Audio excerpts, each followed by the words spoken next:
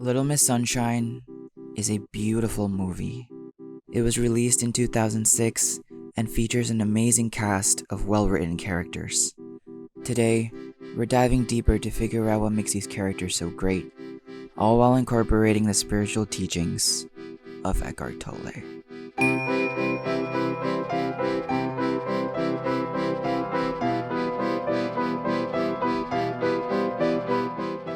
Little Miss Sunshine has 6 central characters: Richard, Cheryl, Dwayne, Frank, Edwin, and Olive. To start things off, we're going to be looking at the evolution of Richard Hoover, the so-called leader of the group, and break down what makes him such a compelling character. Richard Hoover is an aspiring motivational speaker. He has blonde hair and blue eyes. His attire is formal and professional. He wears a flip phone holster at the front of his belt, which gives off the impression that he's a rather busy man. President Obama wore one of these pretty often back in the day. Richard looks polished, presentable, and well-adjusted. When we first see Richard, he's enthusiastically giving a motivational speech to 10 middle-aged people in a medium-sized room. He tells them that there are 2 kinds of people in this world: winners and losers. This is also the first line in the movie and is the central theme that this film explores. How do you respond to challenges? Your response can say a lot about your character and can give you insights into how you approach life and whether you have a quote-unquote winners or losers mindset. While we're on the topic of themes, I'd like to make a quick correction to my previous video on Asteroid City. Back then, I had a narrow understanding of what a theme was, and hence mistakenly said that the theme of Asteroid City was alienation. I now have a more comprehensive understanding of themes and would like to change what I said, because a theme can never be just one word, and is a statement that is made about a particular topic, such as appearances can sometimes be deceiving, and trusting intuition is key to survival. Therefore, the topic of Asteroid City is alienation, but the theme of Asteroid City is alienation can be overcome. That's the central theme of Asteroid City, and the central theme of Little Miss Sunshine is there are 2 kinds of people in this world: winners and losers. Anyways, back to Richard. Richard finishes his speech about his 9 steps program and looks proud of himself afterwards. This scene does an excellent job of establishing Richard's personal goal of wanting to sell his program. This program means a lot to him. It makes him feel important. Back in his house, there is a picture of Richard, Cheryl, and their son Dwayne on what seems to be their wedding day, which is a nice detail that adds depth to both the characters and the story world. It makes the house feel real and lived in, and gives audiences the sense that these characters have existed way before the film began. When Richard gets back home, he swiftly asks if Stan Grossman called, who is presumably his boss/business partner. Richard stands by the answering machine, suspensefully waiting for a call. This deal means a lot to him. He needs it. This second place medal is also a nice detail and is purposefully framed very closely to Richard, alluding to his sense of inadequacy and his constant pursuit of wanting to be number 1. Richard looks annoyed and says the F word after realizing that the voicemail was not intended for him. He quickly picks up the phone and dials Stan Grossman. Richard shifts from slouching against the wall to standing upright when the call gets picked up. This is a nice detail that shows his desire to be perceived as professional and respectable. Richard and Cheryl have a little dispute on the state of Richard's entrepreneurship, and Richard tells Cheryl not to bother him about it, showing his insecurity and discomfort towards the topic. Richard greets Frank and tells Frank that it's great to see him, then proceeds to sit awkwardly in silence.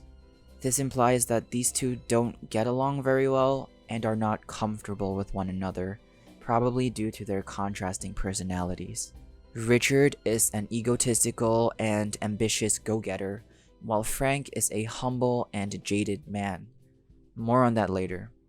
Richard pats Olive and asks how her routine is going, demonstrating that Richard does have some compassion in his heart.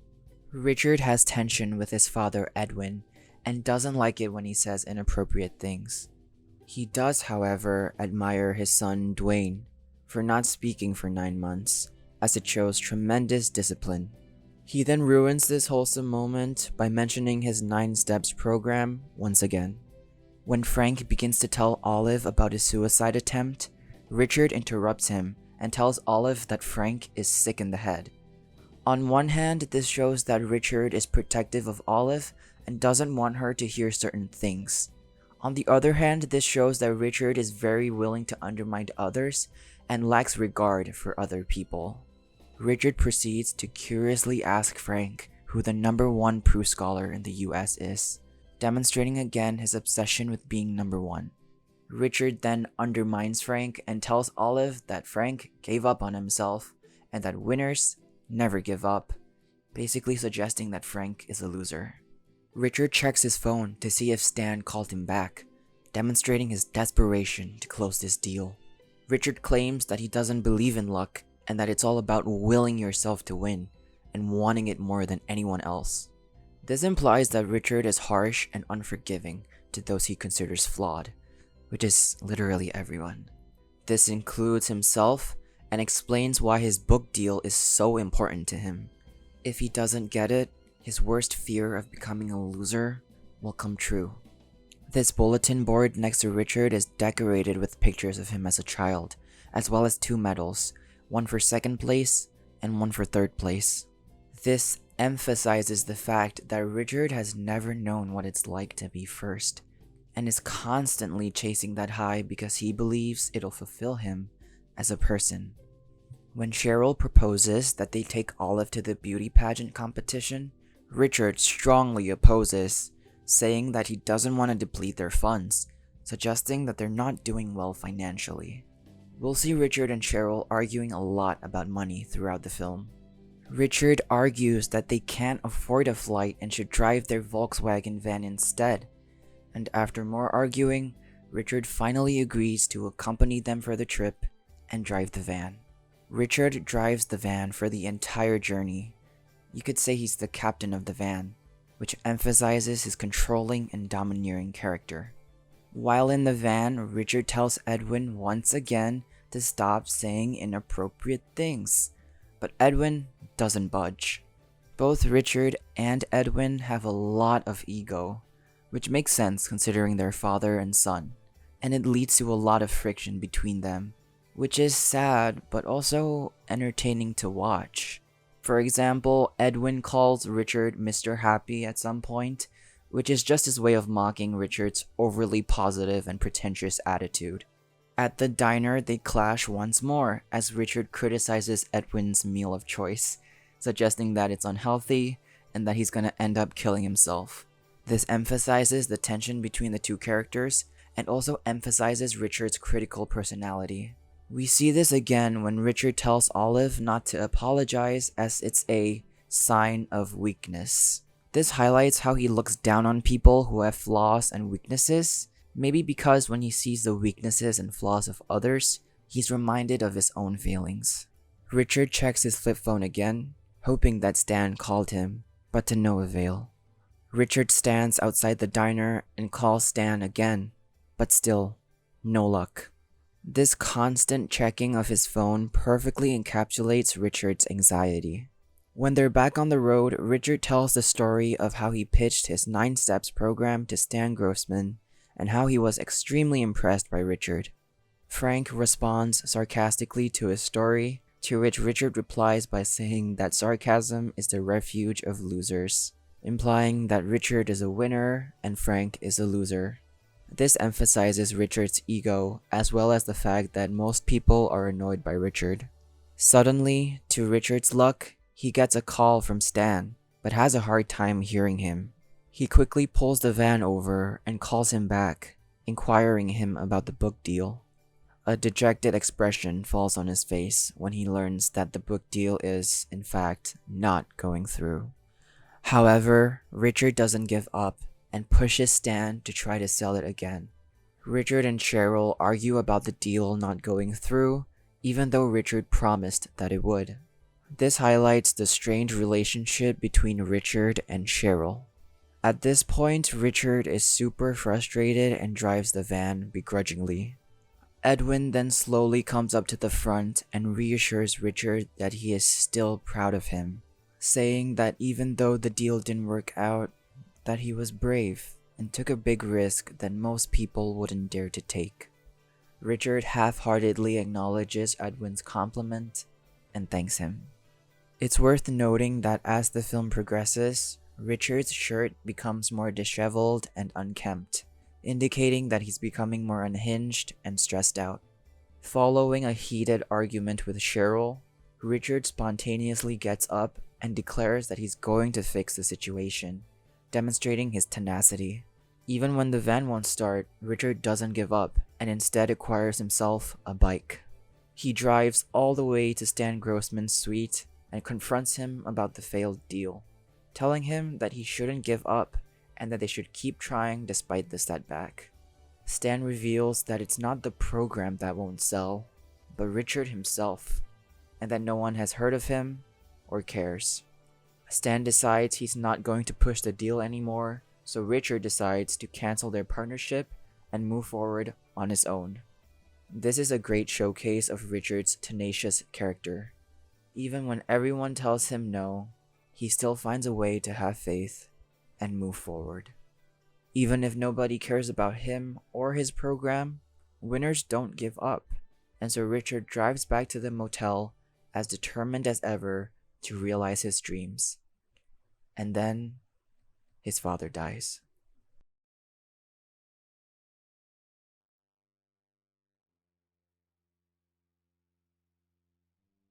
Richard feels different.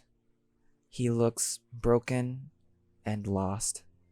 While waiting for an update on Edwin, Richard remains completely silent. Richard then has to deal with a dilemma.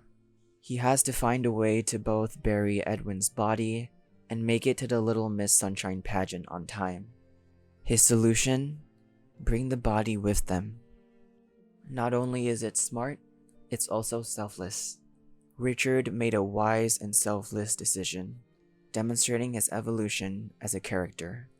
Everyone else agrees with Richard and assists him in transferring Edwin's body to their van. The atmosphere in the van is solemn and gloomy. Richard doesn't have the heart to respond when Olive asks what will happen to Edwin, implying that he's still grieving Edwin's loss and isn't ready to discuss it with Olive, revealing Richard's more vulnerable and sensitive side. Cheryl sympathizes with Richard and comforts him. Though Richard can be obnoxious, he's still her husband. Richard seems to appreciate the gesture, and they share a wholesome moment. They get pulled over by a cop soon after, with a dead body in their trunk. But luckily, the porn magazines were able to save the day. They get back on track, and are soon approaching their destination.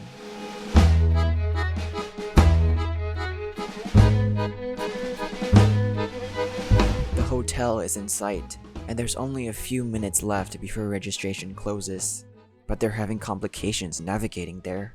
Every second is precious and could be the difference between Olive competing or not competing.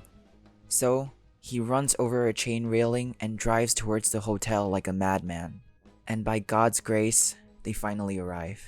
Richard negotiates with Big Hair Lady to let Olive sign up. He even gets on his knees and begs the lady to let Olive in, refusing to let go of the lady's hand. And by the grace of Kirby, Olive is entered into the competition. As the other contestants start lining up, Richard looks a little worried. He gets even more anxious as he watches the other girls perform. He didn't expect the competition to be so formidable and is concerned that Olive won't perform as well as them. He runs backstage and tells Cheryl to pull Olive out of the competition, to give up. Going by Richard's logic, this would make him a loser. However, Olive does not give in and decides to go on with her performance. Olive decides not to give up. Even when the crowd boos and rebukes her, Olive keeps on going. Even when the whole world is telling Olive that she's a loser, Olive has faith that she's a winner.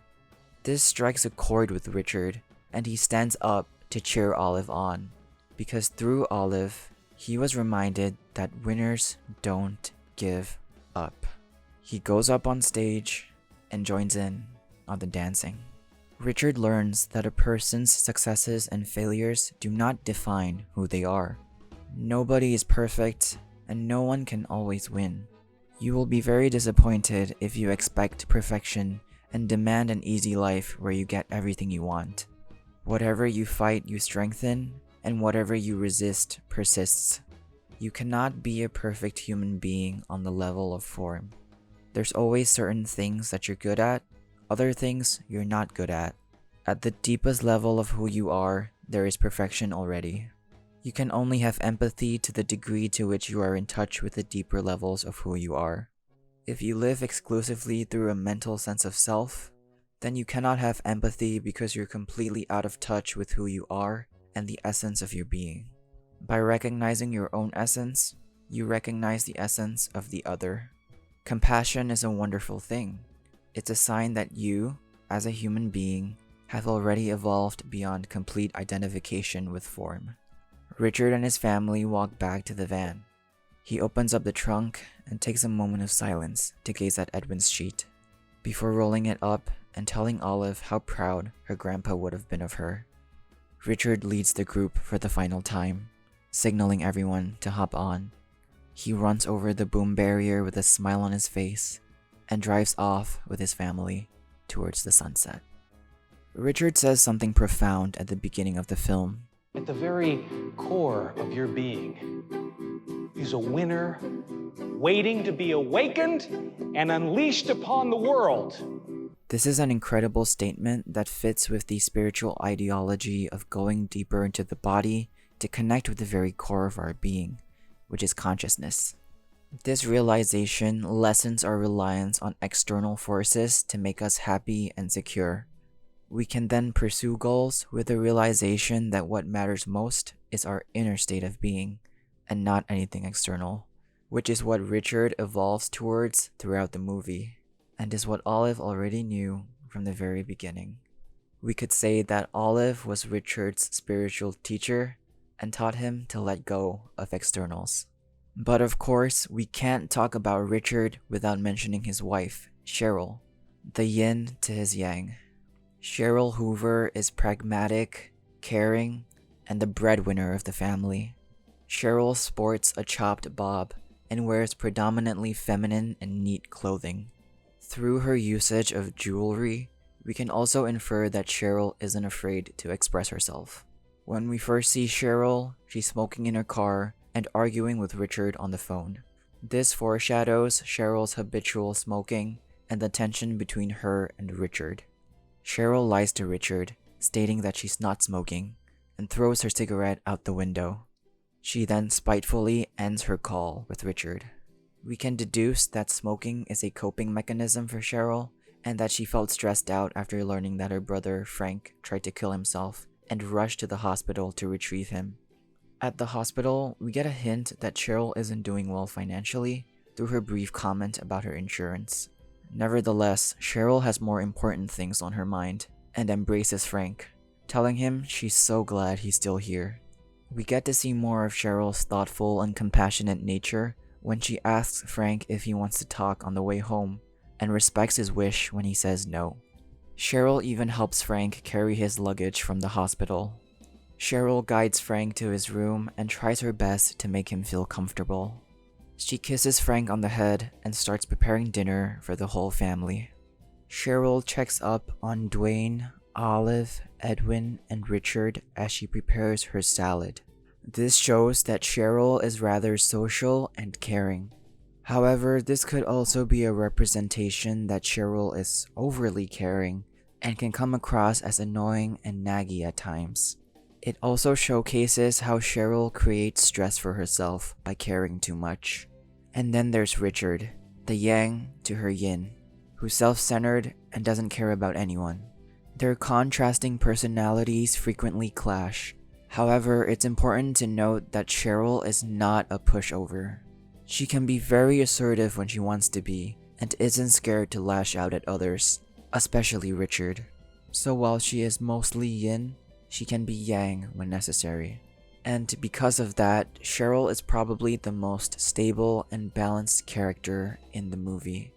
Cheryl adores Dwayne and Olive, and shows it firstly by respecting Dwayne's vow of silence and supporting his dream of becoming a test pilot, and secondly by telling Olive the truth about Frank's suicide attempt, despite Richard's objections.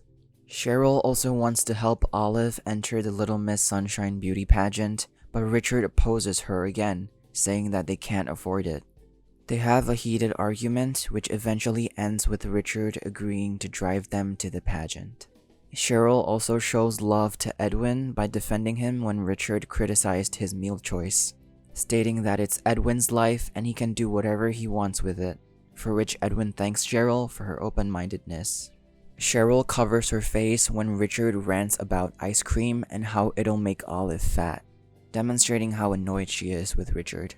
She reassures Olive that she can order whatever she wants, and comforts her after Richard's disapproving remark. However, Cheryl isn't perfect herself. At the auto repair shop, we see Cheryl visibly losing her composure, while the rest of the characters stay relatively composed, suggesting that Cheryl is more easily overwhelmed than the others, and would explain why she frequently smokes. It's understandable from her perspective though, as she does have to take care of a lot of people, and is seemingly the breadwinner of the family, so when she hears that Richard's deal fell through, she gets understandably upset. Nevertheless, Cheryl could have been more sympathetic towards Richard and his struggles. She smokes once again, this time outside her motel room, conveying that this trip is taking a toll on her. However, things are about to get much worse, as the universe decides to take Edwin away in the middle of the night. Cheryl displays a lot of love and strength at the hospital as she provides words of comfort to Dwayne and Olive while holding back her own tears. She pays tribute to Edwin, saying he had a long and eventful life and that he loved both of them very much. Cheryl also briefly mentions God, saying that if God wishes to take Edwin, they must be willing to accept it. This reveals to the audience that Cheryl is a believer of God. Cheryl breaks down in tears as she tells her children how much she loves them. Olive hugs Cheryl, and Cheryl reciprocates. We see Cheryl holding Olive a lot throughout the film, which is a nice and subtle way of conveying their love for each other to the audience. In this scene, Cheryl is initially against the idea of bringing Edwin's body with them, but Richard points out that Edwin would have wanted to see Olive perform. This is a beautiful display of their contrasting personalities, with Cheryl being pragmatic and cautious, and Richard being ambitious and reckless. However, Cheryl does end up following Richard's plan in the end, which is one of the few times we see Cheryl take a bold risk. Cheryl's bond with Richard deepens through their mutual loss of Edwin, and Cheryl grows fonder of Richard. This is nicely demonstrated when she caresses Richard's arm to comfort him after the events at the hospital. Cheryl also demonstrates her love for Dwayne by trying to comfort him during his breakdown. Similarly, she shows her love for Olive by negotiating with Big Hair Lady to let Olive enter the competition. Thankfully, Kirby lets them in, and Cheryl helps Olive get ready for her performance. She does her makeup and gives her words of encouragement. When Dwayne and Richard demand that Olive be pulled out of the competition, Cheryl displays her thoughtful nature as she tells them that they have to let Olive be Olive and not hold her back.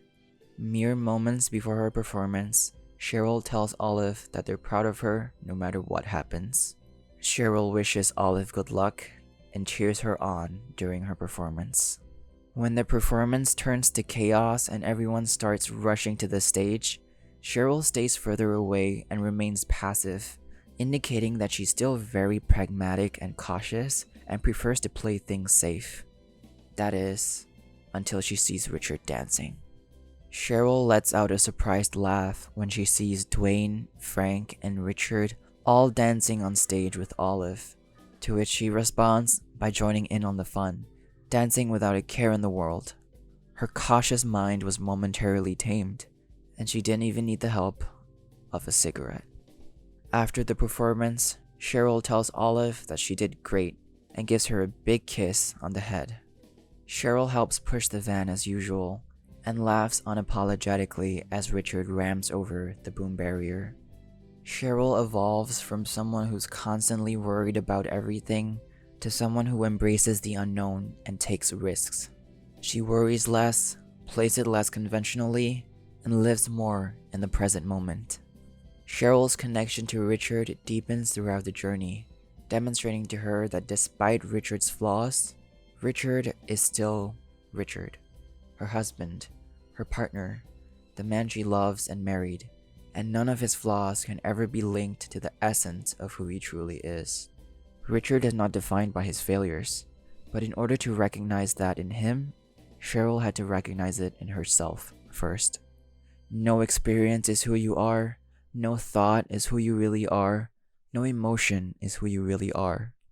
Cheryl's essence cannot be defined by any person, experience, or emotion. Cheryl is infinite.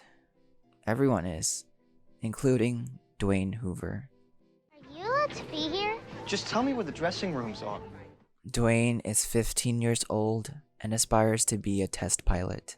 He wears edgy clothing and walks with little to no enthusiasm. He has messy black hair, which is not its natural color, as evidenced by this picture. When we first see Dwayne, he's working out in complete silence. This is because he made a vow not to speak until he achieves his goal of becoming a test pilot. Dwayne's room is a good reflection of his personality. It's unconventional and hard to understand. Not only is Dwayne reserved and quiet, he's also expressionless. This gives off the impression that he doesn't care about anything. The surprising twist, however, is that Dwayne does care about a lot of things. He cares about becoming a test pilot, he cares about his body, and he loves reading philosophical books. His emotionlessness is nicely contrasted by his burning passion for working out, flying, and books, making him feel like less of a stereotype and more interesting of a character to watch. When Frank arrives, Dwayne immediately moves from his bedroom to the kitchen, demonstrating that he's introverted and dislikes being around people. He reads a philosophical book by Friedrich Nietzsche, and also has a hand-painted drawing of Nietzsche's face in his room, showcasing his interest in philosophy, literature, and Nietzsche. Because of these details, we get the sense that Dwayne is interested in big, abstract ideas, and probably doesn't like mundane small talk, which is exactly what he gets. So who do you hang out with?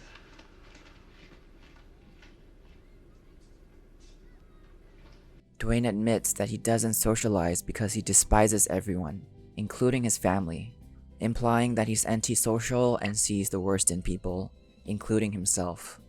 This could be due to adolescent angst, or he could have experienced a traumatic event earlier in his life to make him feel this way. In this scene, Dwayne expresses his dislike for Richard by giving him the side eye as Richard gives Dwayne a backhanded compliment. This nicely sets up their problematic relationship and gives Frank and Dwayne something to bond over, their mutual dislike for Richard. Dwayne displays more of his introverted side by silently pouting after finishing his meal, demonstrating once again that he dislikes being around people and would rather be alone and do his own thing. Dwayne's lack of empathy is also nicely conveyed by his lack of reaction during Richard and Cheryl's argument. He doesn't care about any of it. He also initially doesn't want to come for the road trip. Dwayne only agrees to come after being promised admission into flight school.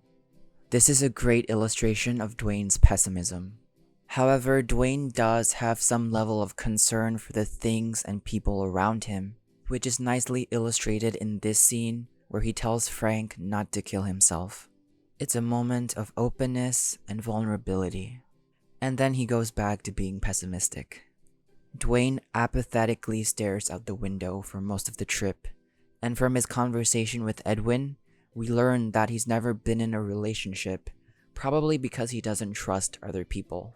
At the diner, Dwayne orders a garden salad, which is consistent with his character trait of wanting to stay healthy and fit. We see Dwayne doing push-ups at the gas station later on in the film. Dwayne shows his less serious side as he teases Olive at the diner, demonstrating his love for Olive. Dwayne also blows a plastic wrap at Richard, conveying his rebelliousness and lack of respect for Richard. In this shot, we see Dwayne smiling for the first time, indicating that he's beginning to open up to life. Dwayne is the first character to realize that Olive is missing, implying that Dwayne has a keen sense of awareness and that he loves Olive so much that he can feel her absence. Dwayne lies in bed and smiles as he listens to his parents argue, clearly demonstrating his cynicism. He's comforted by other people's suffering. When Edwin is hospitalized, Dwayne remains expressionless and does not openly show grief or sadness. However, he does tell Olive to go hug Mom, demonstrating that Dwayne does have some compassion in his heart. Dwayne also agrees to Richard's plan, demonstrating that he cared about Edwin and wants Edwin to be present for Olive's performance. Dwayne most likely gained respect for Richard as a result of his selfless act. While humoring Olive and doing her eye tests, Dwayne finds out that he has 20/20 vision. He also finds out that he's colorblind and can't become a test pilot. He has a mental breakdown and starts hitting doors and shaking seats. It gets so bad that Richard has to pull the van over. Dwayne starts to project his anger onto the rest of the characters, highlighting their flaws. This is the first time that we get a glimpse into Dwayne's mind, and it's primarily negative. Dwayne despises all the characters for their flaws and is unable to see past them. On a deeper level, his pessimism has nothing to do with other people and is ultimately created by himself. He only manages to regain hope when a glimmer of sunshine engulfs him in its gentle warmth. This shows how much Dwayne loves Olive, and we can see him assisting her up the hill in this shot. Dwayne then apologizes for his behavior, demonstrating that he is aware of his actions and is maturing as a person. Everyone gets back in the van and they continue their journey.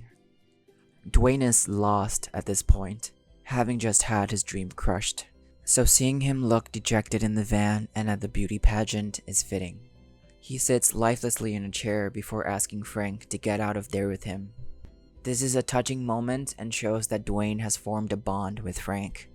Dwayne talks to Frank at the end of a pier, revealing to him that he wants to skip high school, implying that he dislikes childish things and considers himself to be mature, despite only being 15 years old. He believes that most of his adolescence is insignificant and full of suffering, and wishes to be an adult.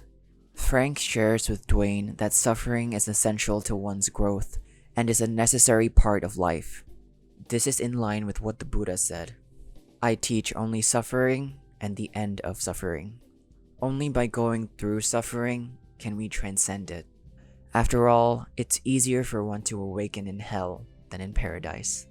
After hearing Frank's speech, Dwayne feels more grateful and inspired to pursue his dreams, focusing on what he loves rather than what he despises, realizing that it's better to light a candle than curse the darkness. Dwayne then pleads with Cheryl to remove Olive from the competition as he wishes to protect her.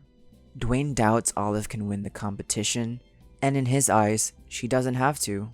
She already has his love. Nevertheless, when Olive decides to go on with her performance, Dwayne gives her his support. He cheers Olive on during her performance and even joins in on the dancing without caring what others think of him. Thanks to Frank, he's not as cynical anymore. He becomes less self-conscious and more present-oriented. The small, ordinary things in life that he thought were insignificant and unworthy of his time unexpectedly gave him a profound sense of joy and aliveness. Dwayne grows closer to his family and becomes more open-minded. He becomes more receptive to the wonders of life and starts to see the beauty in mundane, ordinary things. Dwayne starts off feeling like he's an isolated entity in a cold and unforgiving world, and ends up realizing that the essence of who he is interconnected with everyone and everything. Life itself. You don't have a life, you are life. The one consciousness that pervades the entire universe and takes temporary form to experience itself as a stone or blade of grass, as an animal, a person, a star, or a galaxy. Dwayne has never been abandoned by life. He is life. Everyone is, including Frank Ginsberg. Frank is a middle-aged man who is also the #1 Proust scholar in the US. Frank looks older than the other characters thanks to his full-grown beard. His unkempt beard is contrasted nicely by his neat haircut. Frank is also Cheryl's brother. He ends up in the hospital after a failed suicide attempt. Frank looks out the hospital window with a low-spirited stare. The words "Little Miss Sunshine" fade in across the screen, contrasting his bleak expression. Cheryl, his sister, drives to the hospital to fetch Frank because he has nowhere else to go. Frank has bandages wrapped around his wrists, which are most likely wounds from his suicide attempt. Frank reveals to Cheryl that he's not happy to still be alive, and spends the entire car ride in gloomy silence. Frank wears white pants with an unironed white collared shirt. This outfit is neat and messy at the same time, a walking paradox. Frank speaks in a deadpan manner, and his posture is rather stiff and awkward, probably due to the trauma. Frank is constantly unsettled by the things going on around him, which is also likely due to his trauma. Though Frank seems to have lost his will to live, he remains friendly and inquisitive. He checks in on how Dwayne is doing. Frank and Richard don't seem to get along, probably due to their opposing personalities of egotism and humility. Frank dislikes Richard because Richard is unashamedly trying to become #1 as he thinks it'll bring him happiness, whereas Frank knows that that is a delusion as he already is #1 in his field and is deeply unhappy. Richard doesn't like Frank because Frank gave up on himself when faced with a setback, which contradicts Richard's principles of not allowing setbacks to prevent someone from achieving their goals. Frank is resilient, however, and doesn't get easily offended by Richard's comments. Frank is dragged along for the road trip by Cheryl, and shares a wholesome moment with Dwayne before going to bed, wishing him good night and promising not to kill himself, demonstrating his compassionate nature. At the diner, Frank orders a fruit plate and a chamomile tea. These are relatively healthy options and shows that Frank takes good care of himself.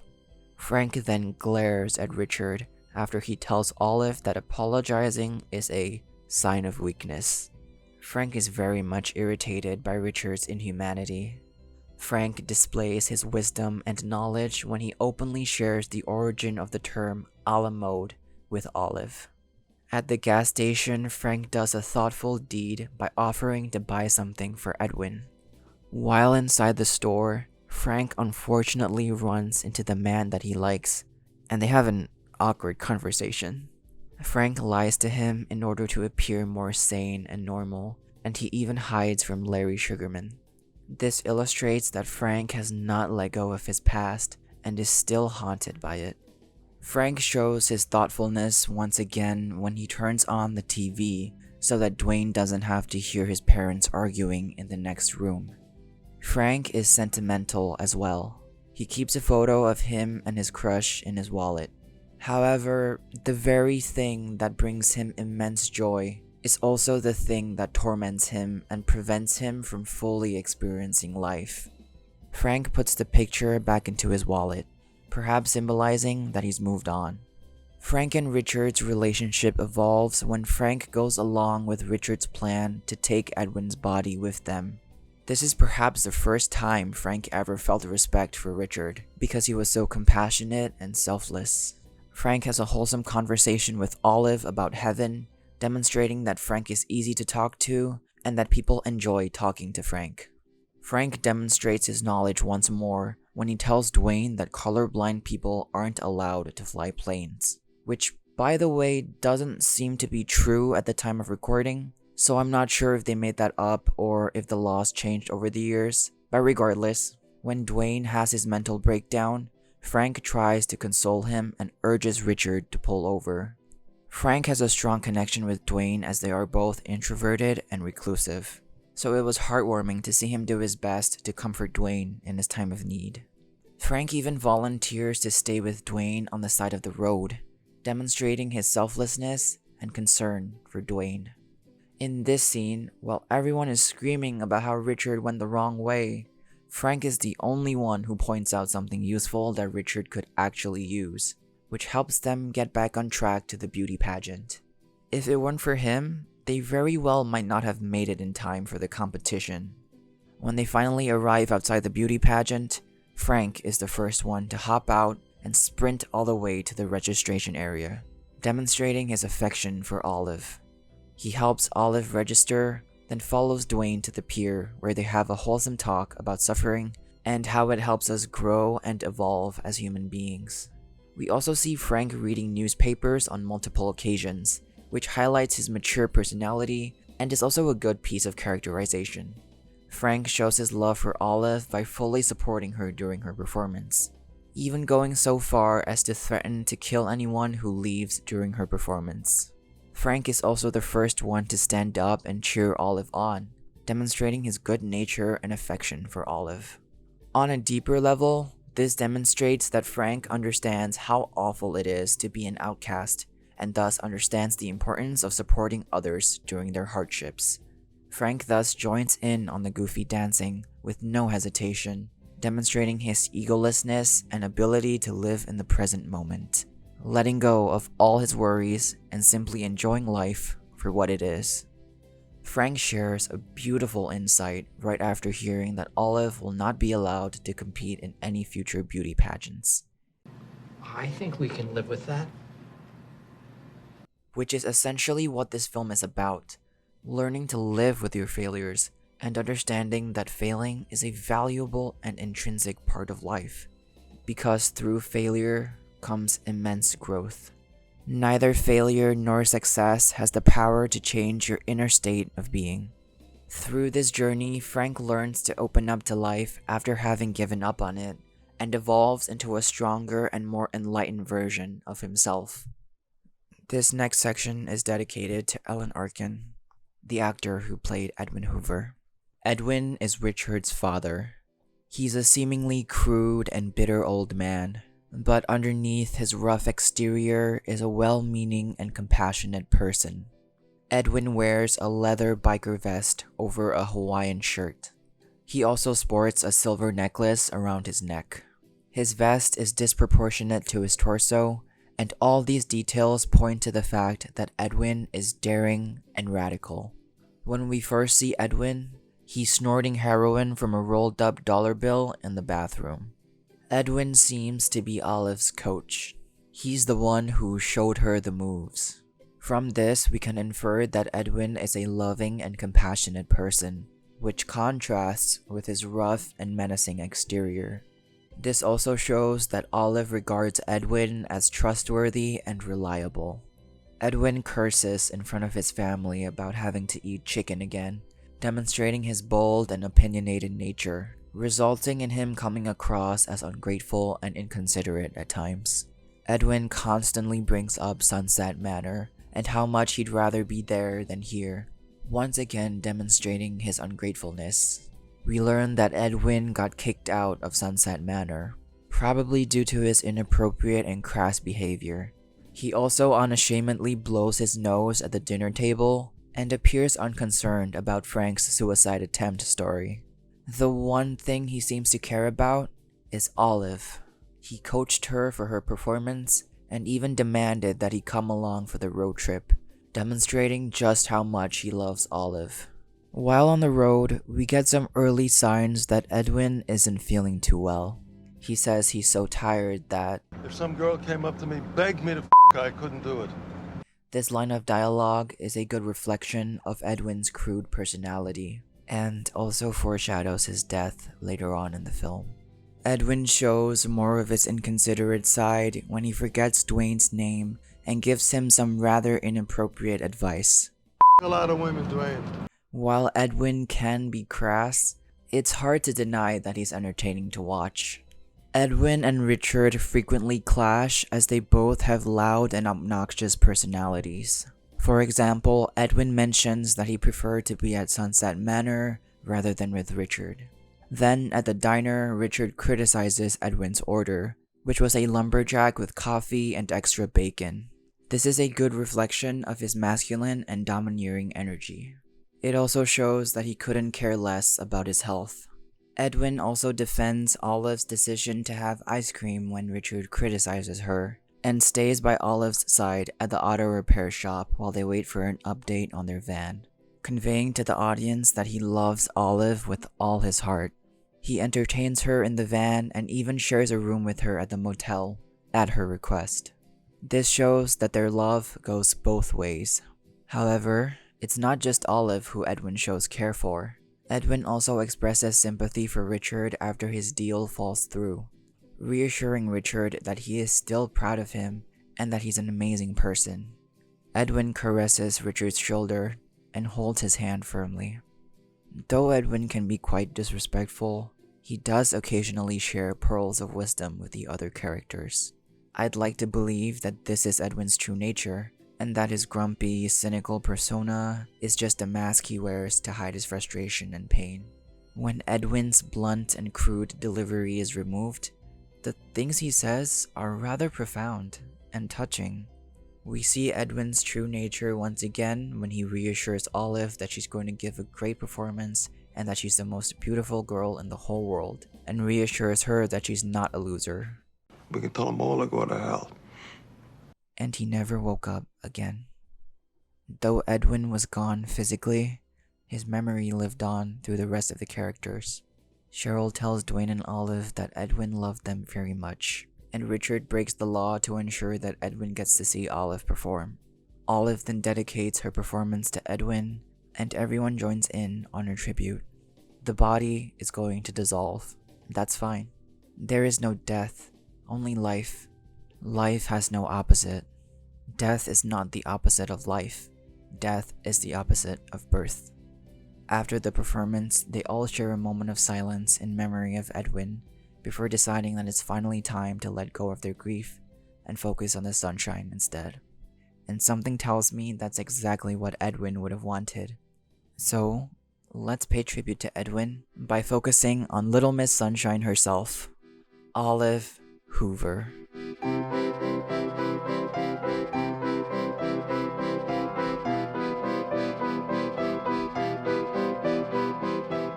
Olive is 7 years old. Her eyes are blue, her hair is blonde, and she wears big round glasses. She wears a red shirt over a pink shirt, she has colorful bracelets on her hands, and her hair is pulled back in a messy ponytail. She's bright, bold, and eccentric. The first shot of the movie is of Olive's eyes, which are locked onto the TV screen. It displays a woman being crowned Miss America. Olive watches in awe. She rewinds the program and imitates the woman's movements. This beautifully establishes Olive's goal in the film, to win a beauty pageant. And luckily for her, she's got an amazing coach. Olive practices her routine with Edwin at the beginning of the film, demonstrating her dedication to her goal. Olive speaks with joy and enthusiasm in her voice. She runs out of her room and kisses Frank on the cheek, greeting him sweetly. Olive is also curious by nature and hence asks a lot of questions. She gasps at the sight of Frank's bandaged arms and asks Frank about what happened. When Frank hesitated to answer her question, Olive asked him again, pressing Frank for an answer. Olive's innocence and naivety are put on full display when she's unable to grasp the concept of homosexuality. Olive mentions that she practices her routine every day and has faith in her abilities. Olive is expressive. She jumps up and down while listening to the voicemail and screams loudly when she hears that she has a place in the Little Miss Sunshine beauty pageant. She even runs to her room and starts packing her things before finishing her dinner, demonstrating that this competition means the world to Olive. She hugs Edwin and asks if he's coming along, showing how deep their bond is. When Richard confronts Olive and asks her straight on if she thinks she can win, Olive gives Richard a definitive yes and proceeds to hug him. While on the road, Olive changes into sports attire, wearing a red tank top with a fluffy red headband, which fits her bright and eccentric personality. Olive has a hard time ordering at the diner, but eventually gets waffles and ice cream, which is fitting for a child and highlights Olive's simplistic and youthful nature. When their van breaks down, Olive seems to be having the time of her life rolling around a tire. When they get back on the road, she occupies herself with a smiley face light puzzle, a nod to her upbeat demeanor.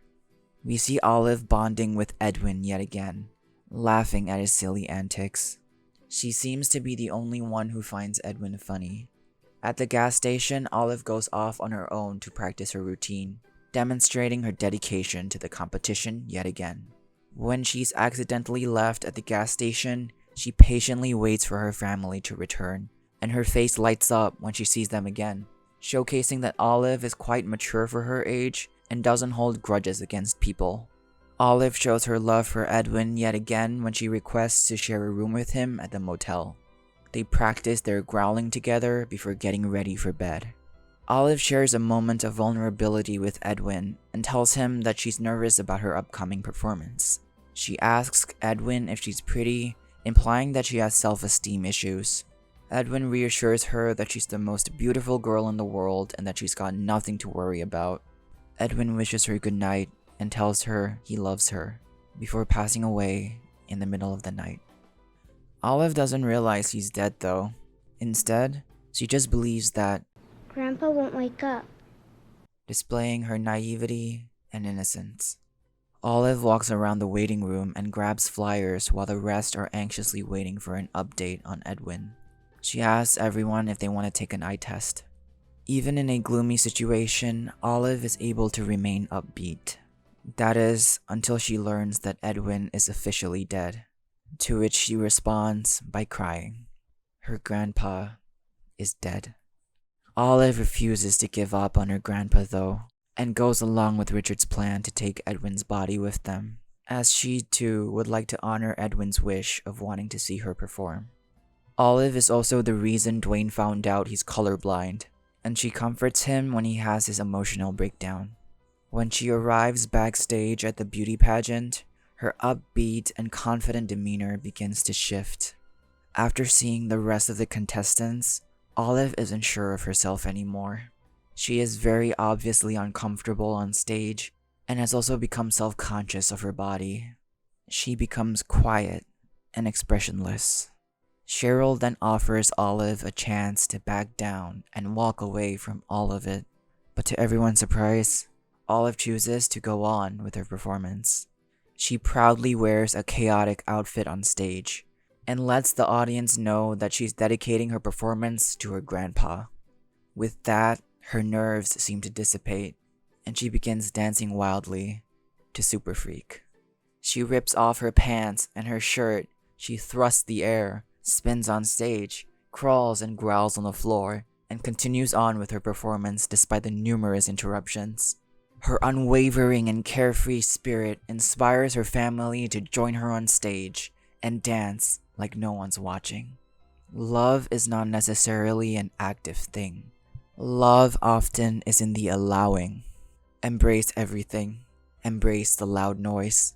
I allow you to be here. Life wants to support you, but first you need to be open to life. After the performance, Olive accepts that she won't be able to compete in any future beauty pageants. She goes back to the van with her family and stares at Edwin's sheet in sorrow. Part of her wishes that she could have won the competition for Edwin, but another part of her knows that Edwin loves her just the way she is. Olive thanks her family for supporting her and being there for her. She helps push the van once more, and they all pile into the van and drive off into the sunset together. There are two kinds of people in this world: winners and losers. Losers focus on the outcome. Winners focus on the journey.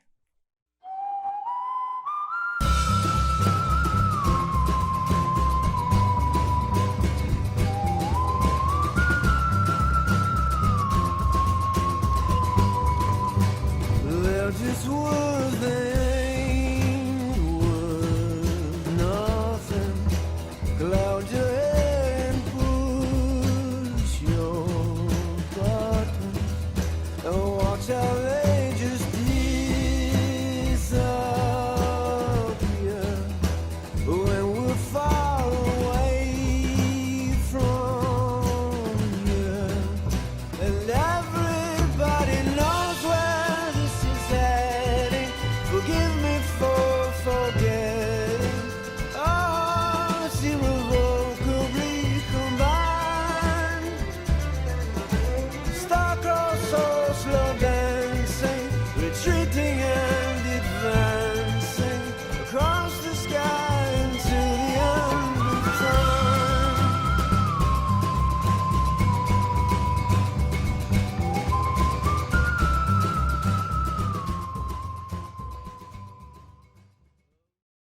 Hey, thank you for making it all the way to the end. You really stuck around for 1 hour watching my essay on a 10-year-old movie or so. So, round of applause to you. You probably can tell, but I haven't been uploading on this channel for about 3 months.